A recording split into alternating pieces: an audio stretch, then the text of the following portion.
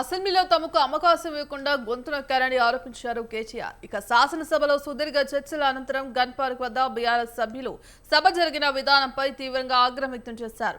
BRS తరపున ఒకరిద్దరు సభ్యులు మాట్లాడుతుంటే కాంగ్రెస్ మంత్రులు 33 సార్లు అంతరాయం కలిగించారని చెప్పారు కేటీఆర్.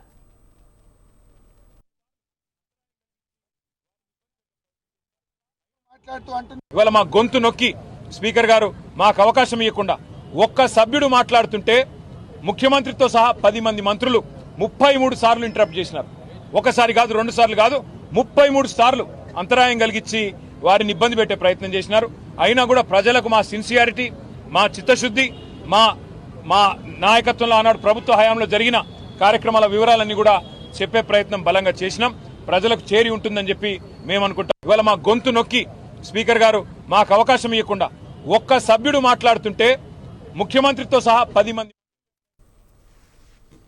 10 ఏళ్ల బీఆర్ఎస్ పాలనలో 1 ఎకరానికి నీళ్లు ఇవ్వలేదని డిప్యూటీ సీఎం బట్టి విక్రమార్క అంటున్నారు. ఆ విషయాన్ని నిరూపిస్తే తాను శాసనసభ సభ్యత్వానికి రాజీనామా చేస్తారన్నారు హరీష్ రావు.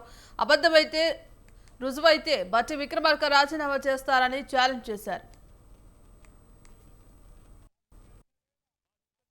స్వీకరిస్తే నేను శాసన సభ్యత్వానికి బట్టి విక్రమార్క గారు ఇందాక లాస్ట్ లో మాట్లాడుతూ అంటున్నాడు 10 సంవత్సరాల బీఆర్ఎస్ హయాంలో 1 ఎకరానికి నీళ్లు ఇయ్యలేదట.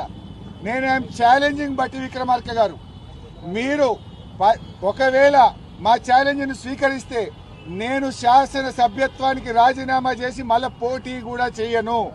మీరు ఉప ముఖ్యమంత్రి పదవికి రాజీనామా చేస్తారా అని నేను ఛాలెంజ్ విసిస్తా ఉన్నా.